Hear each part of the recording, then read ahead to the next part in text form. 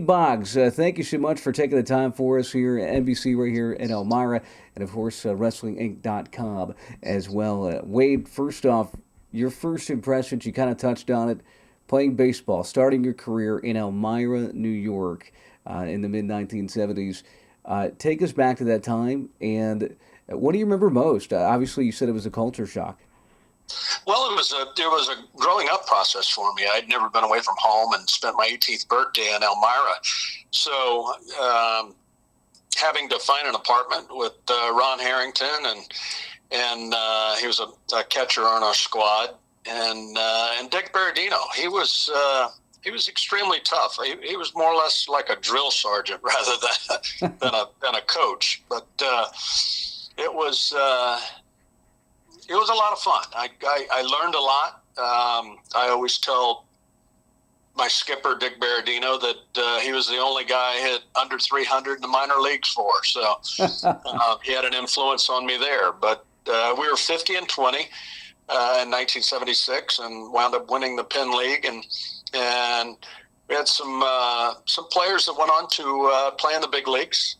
Bruce Hurst, he was one of our left-handed pitchers, and Chico Walker was there at the time. But Glenn Hoffman, he was our shortstop. I was a third baseman. We were both infielders taken in the draft that year, and we were both shortstops, one from Florida and one from California. But the Red Sox moved me to third, and so I was in a transition of learning how to play another position.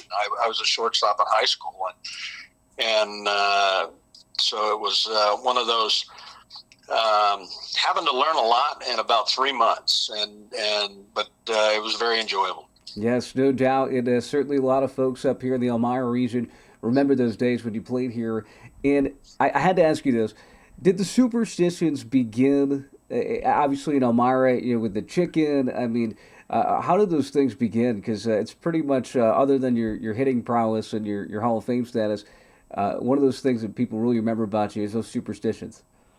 Well, other than probably wearing the same shirt or something like that when I had a good game, the Kai sign, that was probably there. But the chicken really didn't start till I was in the big league. So Right. I was not as superstitious as I was in the big leagues when I was in the minor leagues, but I still had a few superstitious traits to myself.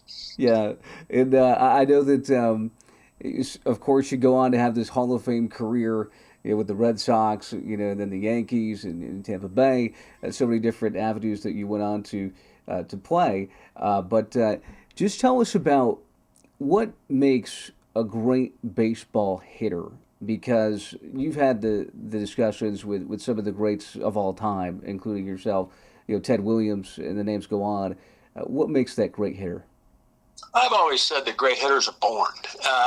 There is a work ethic that is involved, but you're not gonna take a 240 hitter and turn him into a 340 hitter.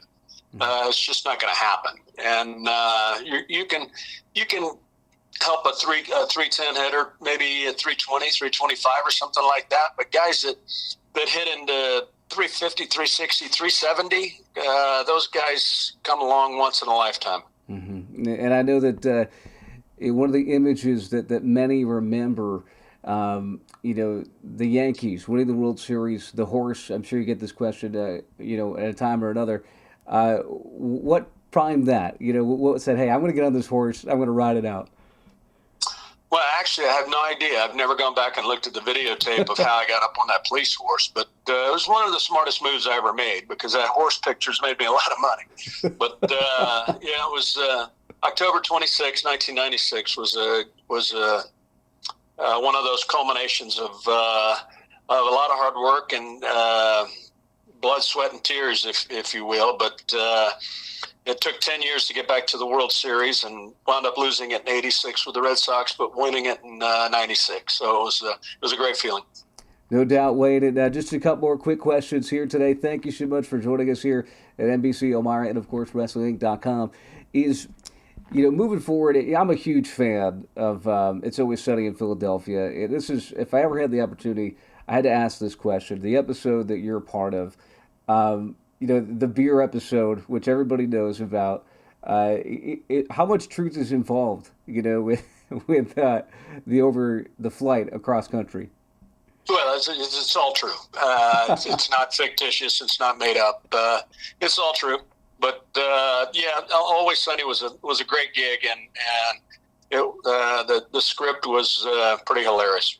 Yeah, we enjoy that show too, and no doubt a great episode. But pro wrestling world, we talked about it briefly. Curt Hennig, Mr. Perfect, one of the greatest of all time.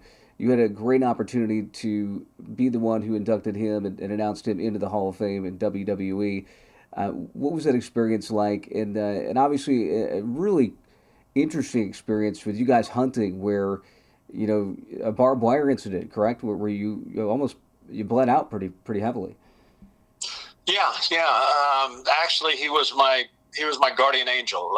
We were on a hunting trip in Iowa, and I wound up getting entangled into the barbed wire, and we were climbing a fence, and thank God he was there, because he got me untangled and wound up carrying me a mile on his shoulders. I was bleeding from my right leg, and wound up getting me to the hospital, and he basically saved my life, because I would have bled to death probably on that barbed wire if he wasn't there. Mm-hmm. And it was very emotional when he was inducted in the Hall of Fame for the WWE. I had the great honor. Vince McMahon asked me to do it, and it was one of those memories that I'll cherish forever.